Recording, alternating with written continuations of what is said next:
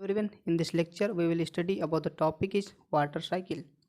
Water cycle is also known as hydrologic cycle. इस lecture में हम जल चक्र के बारे में पढ़ेंगे। जल चक्र को हाइड्रोलॉजिक साइकिल के नाम से जाना जाता है।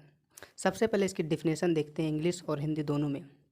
जैसे कि यहाँ पर लिखा है the continuous circulation of water from the earth to the atmosphere and back again is called water cycle. हम जानते हैं कि अर्थ पर वाटर पाया जाता है। यह वाटर इवेपोरेशन वाष्पीकरण की प्रक्रिया द्वारा वायुमंडल में जाता है।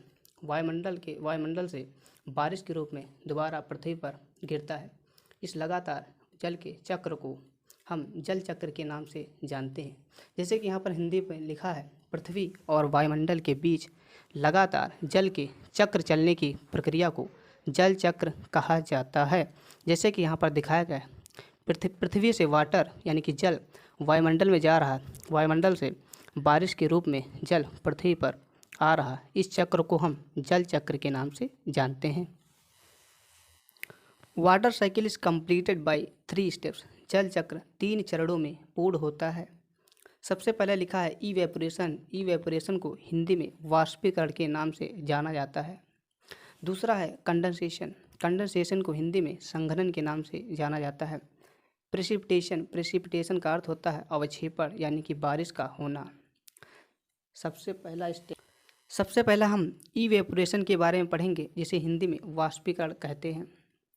जैसे कि यहाँ डिफिनेशन इंग्लिश में लिखी है the process of conversion of liquid into vapour is called evaporation. Liquid का वेपर में बदलने की प्रक्रिया को इवेपोरेशन कहते हैं। द्रव का हिंदी में लिखा है द्रव का वाष्प में बदलने की प्रक्रिया को वाष्पीकरण कहते हैं। हम जानते हैं जब जल को हीट किया जाता है तो वह वाष्प होता है। हमने पढ़ा है द्रव को वाष्प के रूप में बदलने की प्रक्रिया को वाष्पीकरण कहते हैं। दूसरा स्टेप है कंडेंसेशन। हिंदी में से संघनन के नाम से जाना जाता है। इंग्लिश में डिफिनेशन लिखी है the process of conversion of vapour into small drop of water. यानी कि हम जानते हैं कि भाप के रूप में पानी वायुमंडल में एटमॉस्फेयर में जा चुका है। यह वाष्प जो होती है वह द्रव में बदल जाती है और ये द्रव की जो बूंदें होती हैं आपस में जुड़ती रहती हैं और एक बड़ी बूंद का निर्माण करती हैं। इस बड़ी बूंद को हम क्लाउड यानी कि बादल के नाम से जानते हैं। हिंदी में डिफिनेशन लिखी है कि वाष्प का द्रव में बदलने की प्रक्रिया को संघनन कहा जाता है। ये छोटी छोटी द्रव की बूंदें आपस में जुड़ती रहती हैं और बड़ी बूंद का निर्माण करती हैं। इन बड़ी बूंदों को हम बादल कहते हैं। तीसरा स्टेप है प्रेसिपिटेशन। प्रेसिपिटेशन का अर्थ होता है रेनफॉल यानी कि बारिश का होना। जिसे यहाँ पर लिखा है the process in which water fall in the form of rain. ऐसी प्रक्रिया जिसमें जल जो होता है बारिश के रूप में पृथ्वी पर गिरता है, ऐसी प्रक्रिया को हम प्रेसिपिटेशन के नाम से जानते हैं। हिंदी में से अवक्षेपण कहते हैं। गिर गया है ये दोबारा वायुमंडल में जाता है और दोबारा इसका चक्र चलता है। जल का लगातार पृथ्वी और वायुमंडल के बीच में चक्र चलने की प्रक्रिया को जल चक्र कहा जाता है। हिंदी में यहाँ पर डिफिनेशन लिखी है बारिश का होना अवक्षेपण कहलाता है। यहाँ पर हम जल चक्र को स्ट्रक्चर के माध्यम से समझने की कोशिश करते हैं। हम जानते हैं हमारे जो जल के स्रोत हैं कुछ इस प्रकार हैं, जैसे कि तालाब, नदी, झीलें, महासागर, समुद्र आदि हमारे जल के स्रोत हैं। जब इन जल पर सूर्य का प्रकाश पड़ता है तो यह जल वाष्प के रूप में उड़ जाता है या बदल जाता है। द्रव का वाष्प के रूप में बदलने की प्रक्रिया को वाष्पीकरण कहते हैं। यह सबसे पहला स्टेप होता है जल चक्र का। यह वाष्प के रूप में बदल चुका है। ये वाष्प की बूंदें लगातार जुड़ती रहती हैं और एक बड़ी बूंद का निर्माण करती हैं।